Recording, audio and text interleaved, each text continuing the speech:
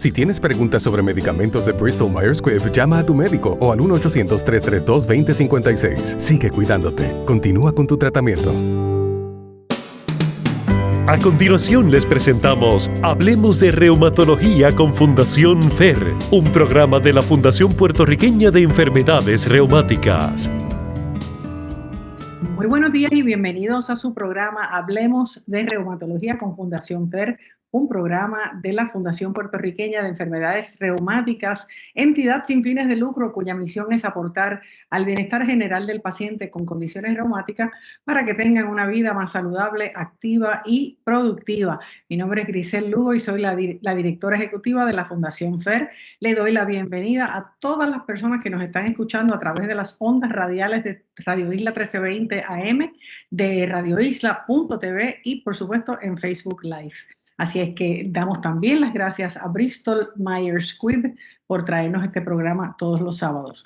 Como ustedes saben, estamos en el mes de octubre y tenemos una serie de programas relacionados con la concienciación de la artritis. El mes de octubre es considerado como el mes de la concienciación de la artritis.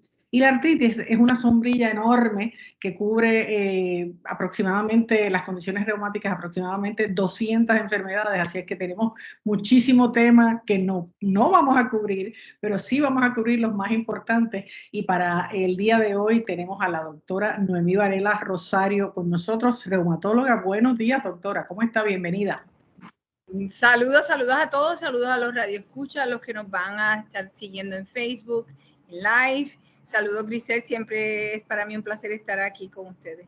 La doctora Noemí Varela Rosario, como ustedes saben, es parte de la Junta FER, actualmente segunda vicepresidenta de la Fundación, pero fue presidenta de la Fundación desde 2012 hasta 2016. Estudió medicina en el recinto de ciencias médicas de la Universidad de Puerto Rico, hizo su residencia de medicina interna en Emory University en Atlanta, y donde también obtuvo su Prime Care Fellowship y Rheumatology Fellowship. Es Board Certified en Medicina Interna y Reumatología y desde el año 2000 tiene práctica privada en el pueblo de Aguada.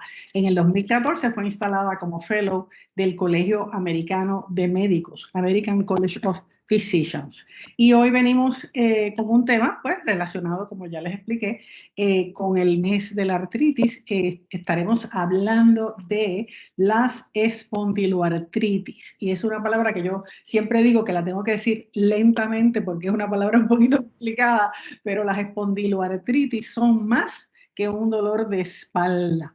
La espondiloartritis, según el Colegio Americano de Reumatología, ACR, por su sigla en inglés, es un tipo de artritis que ataca la columna y en algunas personas las articulaciones de los brazos y las piernas. También puede involucrar la piel, los intestinos y los ojos, y eso lo vamos a ver durante el transcurso de la entrevista, pero el principal síntoma en la mayoría de los pacientes es el dolor lumbar. Esto ocurre con más frecuencia en la espondiloartritis axial. Y de inmediato, pues vamos a la primera pregunta, que generalmente siempre es describir brevemente, ¿verdad? ¿Qué causa? Primero, ¿qué es, verdad? Ya dijimos que es la espondiloartritis, pero con un poquito más de detalle. ¿Qué es lo que causa la espondiloartritis? Bueno, primero hay que mencionar que la espondiloartritis es un grupo de condiciones, ¿verdad? No es necesariamente un diagnóstico exclusivo. Dentro de esa sombrilla de lo que son las espondiloartropatías está espondilitis anquilosante, espondiloartropatía asociada con psoriasis, con enfermedad inflamatoria del intestino. En algunos casos hay incluso espondiloartropatías que pueden ser iniciadas por enfermedades virales. Y esto, por lo tanto, la causa va a ser variada. Pero el factor común es que siempre hay una predisposición genética. Es más común en aquellos pacientes que tienen un marcador genético que se llama el HLA-B27. Y este marcador es un marcador que se encuentra más frecuentemente en ciertas razas, ¿verdad?, que en otras. Pero va a ser uno de los indicadores de mayor posibilidad de desarrollar el problema. Si a ese individuo que ya tiene esa susceptibilidad, nosotros vamos a añadirle problemas como enfermedad inflamatoria del intestino, problemas como psoriasis o una enfermedad viral o una enfermedad infecciosa del intestino temprano en su vida.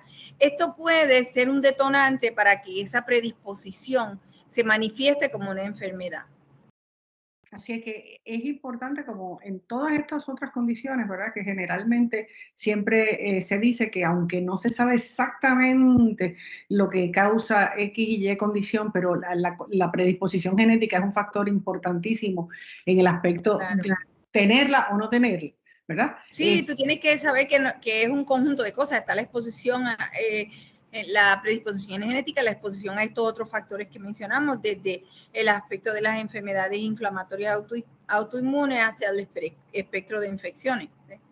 Y dentro de ese grupo de personas que puedan estar escuchándonos y pensar, a lo mejor yo tengo esta condición, ¿quién contrae las espondiloartritis? ¿Quién puede ser la persona que diga, o sea, qué factores y cómo se divide esta predisposición? Ya mencioné que en términos de razas es más común en ciertas razas, más común, por ejemplo, en el Oriente Medio, en ciertos países de Europa, Latinoamérica, y en términos de los hispanos tenemos una incidencia menor. Lo que está calculada de 0.7, en Puerto Rico no tenemos estadísticas específicas, pero hay lugares de Europa donde puede haber una incidencia hasta de 0.1 de la población, de 1% de la población. O sea que va a variar en términos del trasfondo genético de la persona. Entonces, en términos de individuo, la pueden desarrollar niños como adolescentes y jóvenes tempranos. En la forma adulta pueden ser tanto hombres como mujeres. En el pasado se creía que era la incidencia mucho mayor en hombres, 10 hombres por cada mujer. Esto ha ido cambiando a lo largo de los años según hemos afinado nuestra habilidad para hacer el diagnóstico, ya que sabemos que la manifestación en mujeres es un poco diferente, y al ser un poco diferente, frecuentemente conlleva un retraso en el diagnóstico, pero ahora se considera en las últimas estadísticas, data de Estados Unidos, ¿verdad?, que es una relación como de una mujer por cada 2 hombres que tienen la enfermedad. Increíble, pero en cierto modo no deja de ser interesante porque generalmente en la mayoría de las condiciones reumáticas la mujer siempre es la más afectada, ¿verdad? Sí, eso es así. Así que eso quizás en estas condiciones se creía en el pasado de que los hombres eran los que tenían este tipo de artritis, pero ya vemos que según va pasando el tiempo y las investigaciones siguen avanzando, esto cambia todos los días, doctora. Cambia. Nuestra habilidad para determinarlo, diagnosticarlo y poder entonces decir con un poquito más de certeza ha ido cambiando y evolucionando en los últimos 20 años. Increíble, de verdad. Y hablando de eso, ¿cómo el reumatólogo, cómo el especialista diagnostica estas condiciones? ¿Cuál es el concepto? Bueno, el síntoma cardinal es usualmente dolor de espalda, pero no es el dolor de espalda mecánico. Cuando hablamos de dolor de espalda con espondiloartropatía, es lo que nosotros conocemos como un dolor de espalda inflamatorio.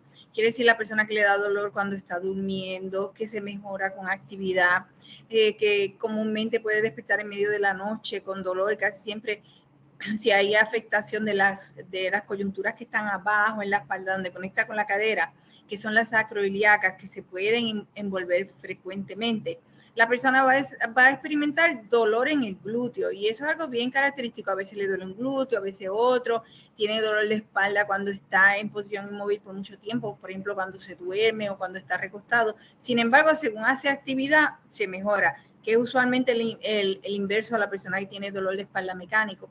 Pero a eso le podemos añadir muchos otros hallazgos, como cuando se envuelven las articulaciones de las manos, los pies, como mencionaste, los deditos hinchados, que se llama dactilitis, inflamación en otros sistemas como ojo, corazón. Pero el síntoma cardinal usualmente es rigidez y dolor en la espalda.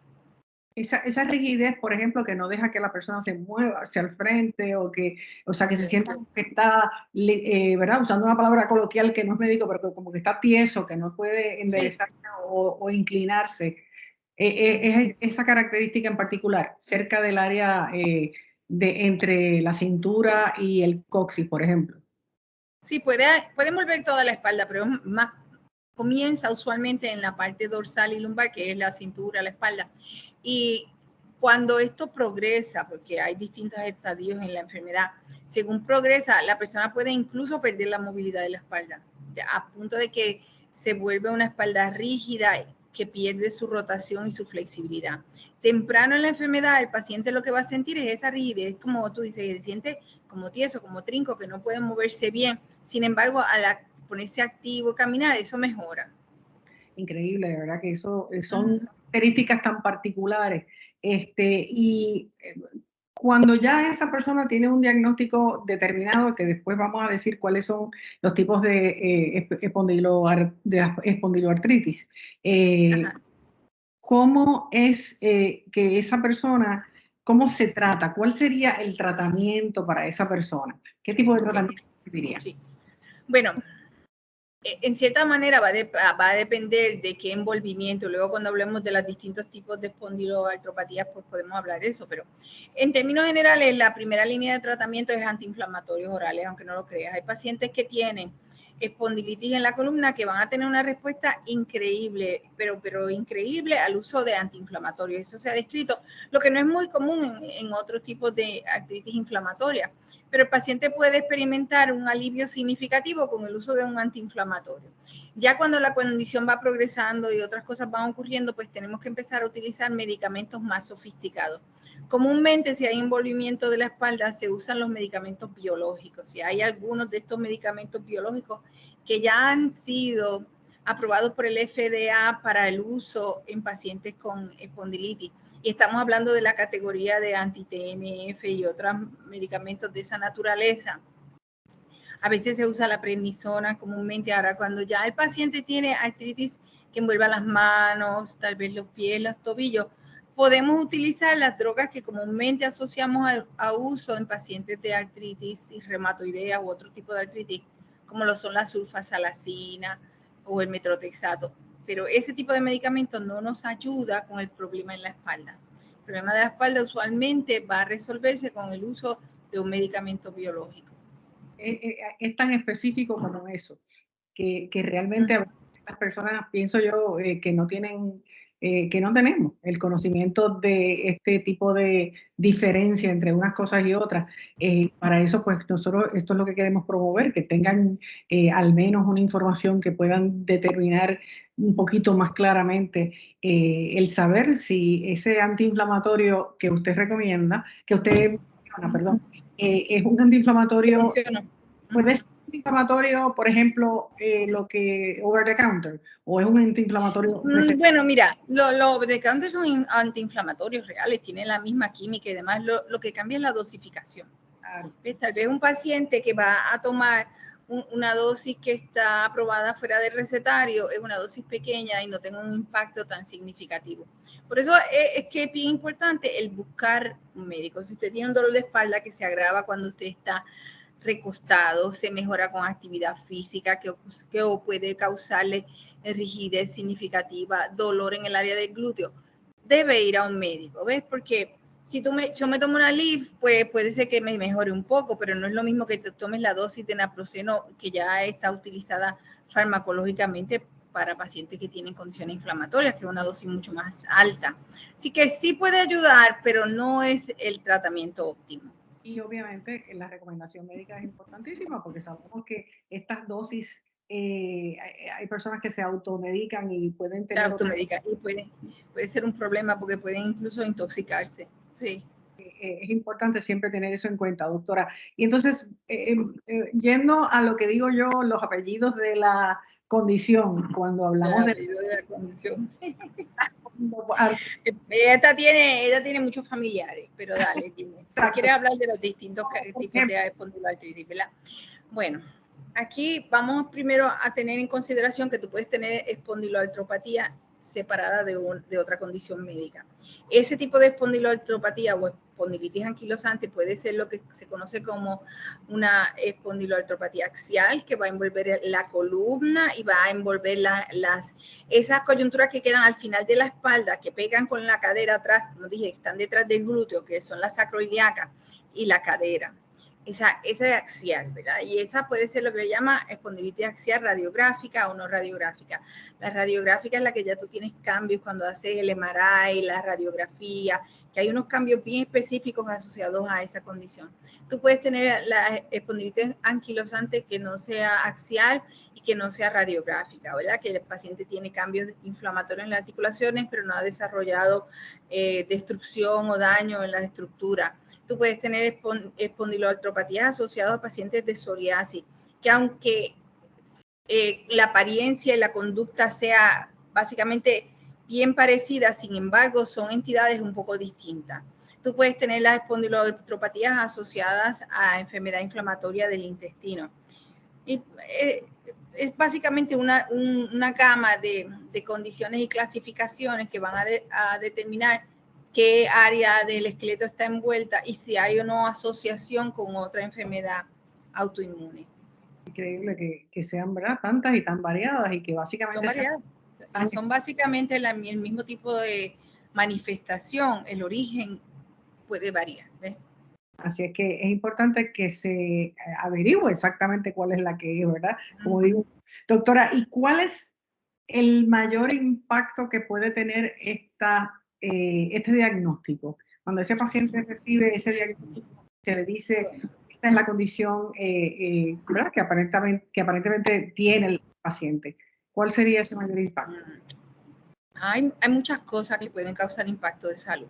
Vamos a hablar primero de la enfermedad como la hemos caracterizado, con el envolvimiento de la columna y de las articulaciones. Ahí podemos tener pérdida de movilidad en la espalda, destrucción o daño de las articulaciones periferales, inflamación de los tendones que afecte la movilidad de la persona, su capacidad de hacer sus actividades de diario vivir, su capacidad de mantener un trabajo. Ahora, otras cosas que pueden ocurrir, puedes tener uveitis o una inflamación del ojo que puede ser severa y no tratada, puede tener unas complicaciones serias. Los pacientes de espondilitis anquilosantes también tienen una frecuencia mayor de problemas valvulares, de las válvulas del corazón, ¿verdad? Por lo tanto, esos pacientes tienen que ver a su médico y tienen que hacerse un cernimiento con un ecocardiograma cada cierto tiempo. Pueden tener el envolvimiento de la piel en el caso de los pacientes que tienen psoriasis. La psoriasis, como ustedes saben, puede ser bien limitante porque afecta, la piel es un órgano bien extenso y entonces se afecta, puede ser una afección más grande, causarnos entonces complicaciones de carácter emocional, porque el paciente que está teniendo este tipo de enfermedades, los que tienen asociación con otras condiciones tienen mayor propensidad para desarrollar depresión y ansiedad por los problemas de adaptación que eso puede causar. ¿Ves? Hay muchas otras condiciones, el intestino, la piel, los ojos, el corazón, todos esos órganos pueden estar afectados y es importante, por lo tanto, que temprano en el curso de la enfermedad el paciente se trate de manera apropiada.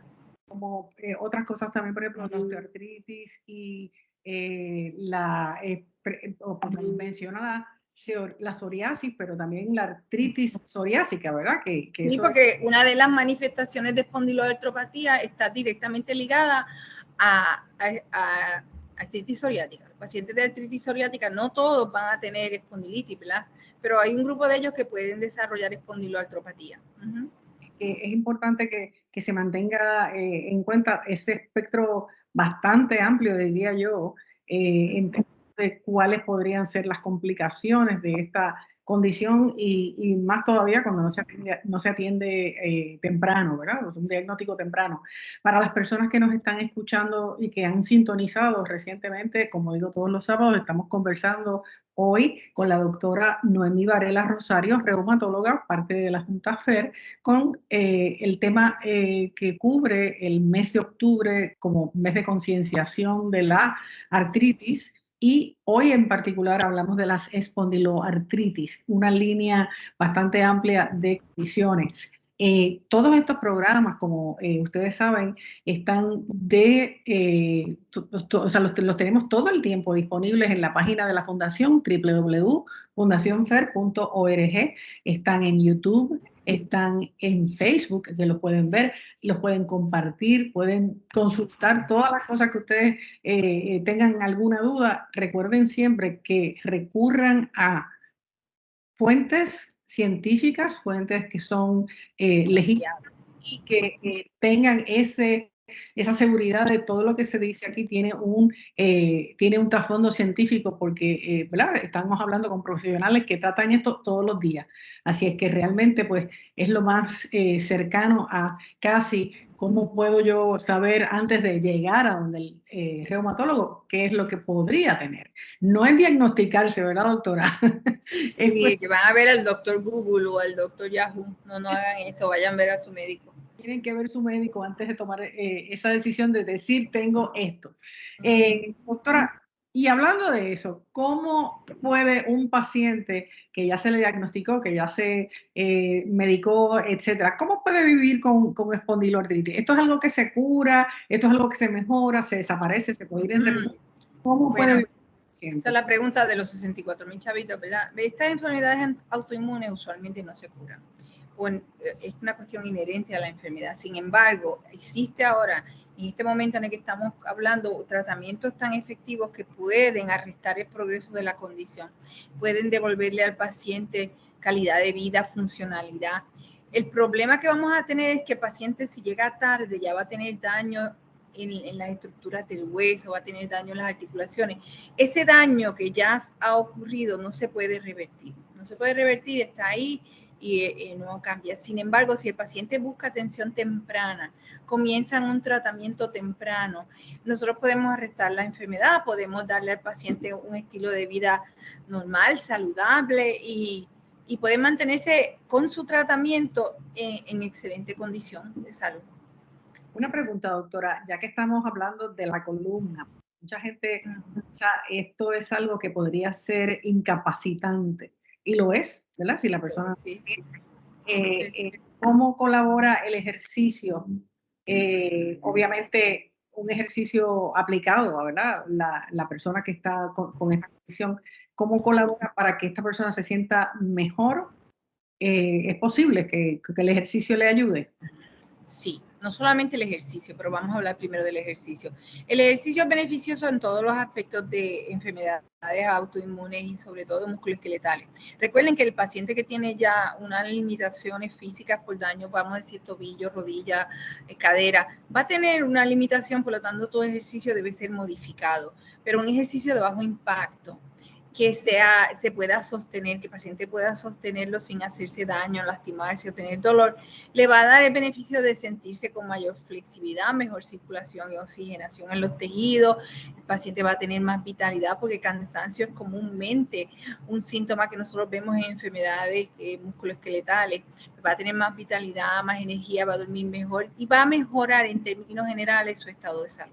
Otra cosa que los pacientes pueden hacer cuando tienen envolvimiento de la espalda es visitar temprano a un terapeuta que los enseñe cómo ellos van a dormir en una posición de manera que si su espalda se vuelve rígida, sea una posición que les permita funcionar bien. Me explico. Tarde en la enfermedad y sobre todo pacientes que no han sido atendidos temprano, la espalda puede fusionarse y pueda perder su capacidad, por ejemplo, de doblarse hacia el frente, hacia atrás. Si el paciente se anquilosa en una posición no saludable, mírenme a mí, ejemplo, que yo tengo que entonces hacer así para poder mirar. Mientras que si el paciente se anquilosa en una posición recta, fisiológicamente buena, anatómicamente alineada, aún así, aunque tenga su limitación, el paciente puede funcionar muy bien. Pues no solamente hay que buscar salud en todos los aspectos, alimentarse bien, hacer ejercicio, ver su fisioterapeuta temprano o su fisiatra, atenderse con el reumatólogo para poder atender la naturaleza inflamatoria de la condición. Así es que todo es un conjunto. Esto no es como que me tomé la medicina y ya se me quitó lo que tenía.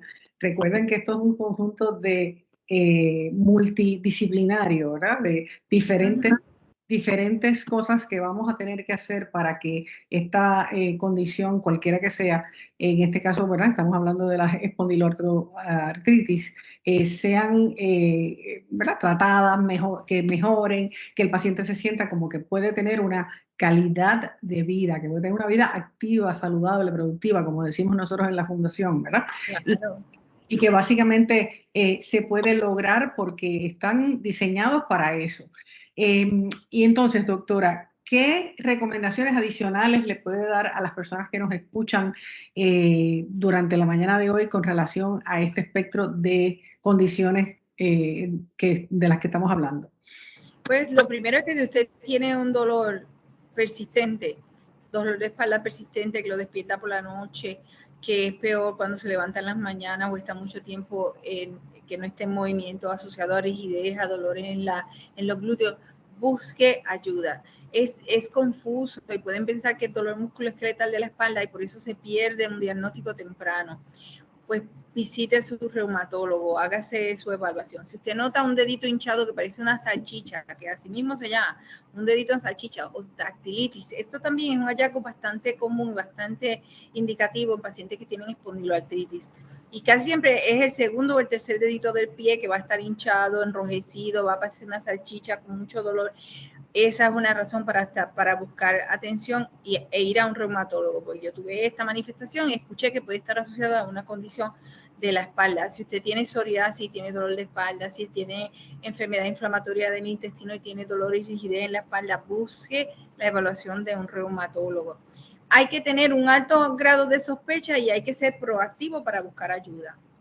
Eso es importante. Acaba de mencionar una cosa que muchas personas a veces pierden de vista y es si tienen, por ejemplo, el ejemplo que acaba de utilizar, enfermedad inflamatoria del intestino y se está tratando con un gastroenterólogo, a lo mejor le da este dolor de espalda constante y puede pensar que está relacionado, lo cual es cierto, pero entonces no busca ayuda porque piensa que es relacionado con la, ¿verdad? La condición que tiene y cree que lo puede tratar así, pero no, debería de entonces educadamente buscar educarse y buscar una información más específica, y que en este caso sería el especialista indicado sería un reumatólogo. Un reumatólogo, sí. Y claro, no quiero dejar de decir que un estilo de vida saludable es bien importante. No fumar, porque los cigarrillos siempre agravan las condiciones autoinmunes. Pues no fumar, no fumar, no fumar. Alimentarse de manera saludable, alimentos que sean lo menos procesados, que no sean cargados en carbohidratos, harinas, azúcares, almidones. Tratar de consumir carnes blancas y pescado, mantener un peso saludable. Si usted tiene una de estas condiciones y además tiene obesidad, ahí estamos agravando el problema y aumentando el riesgo de otras complicaciones como hipertensión, diabetes y enfermedad del corazón. La verdad que es todo sistémico, o sea que todo está relacionado básicamente. Sí, tenemos también, quiero decir, no quiero que se me acabe, que nos quedan ya unos minutitos solamente, pero quiero mencionar a las personas que nos están escuchando que durante este mes estamos, y si buscan en las redes sociales, estamos exhortando a los pacientes a que hagan unas recomendaciones de un baile terapéutico. Está promocionándose un hashtag que se llama For Your Pain, ¿verdad? Para tu dolor. Es que el paciente con condiciones reumáticas, de manera, obviamente, con las indicaciones, ¿verdad?, de su médico, puede divertirse mientras está haciendo una terapia, porque eso es también parte de las recomendaciones, ¿verdad?, que se le dan a estos pacientes, que hagas ejercicio, pero a lo mejor si te das un bailecito que está súper de moda y te sientes mejor, ¿verdad que sí, doctora? Las endorfinas. Eso es así. Sí, movimiento y actividad siempre nos pueden ayudar. Así mismo. Así es que busquen en la página de Facebook y en Instagram los hashtag For Your Pain para que vean el bailecito que tenemos para los pacientes, para que se lo aprendan, lo graben y lo suban a las redes sociales y lo pueden compartir con nosotros. Así es que, y se diviertan en el trayecto de esto, ¿verdad? Así es que es importante que tengamos una vida saludable, especialmente durante este tiempo tan complicado para tanta gente, pues tener al menos un respiro y hacer algo que... Muchas gracias, doctor. Muy bien, saludos por allá. Así que le exhortamos a que nos busquen en www.fundacionfer.org para más información y que todos los sábados a las 8:30 se conecten con nosotros para que tengan un tema sobre Hablemos de Reumatología. Mi nombre es Grisel Lugo, damos las gracias a Bristol Myers Squibb y los esperamos el próximo sábado. Saludos a todos. Gracias, Grisel. Bye.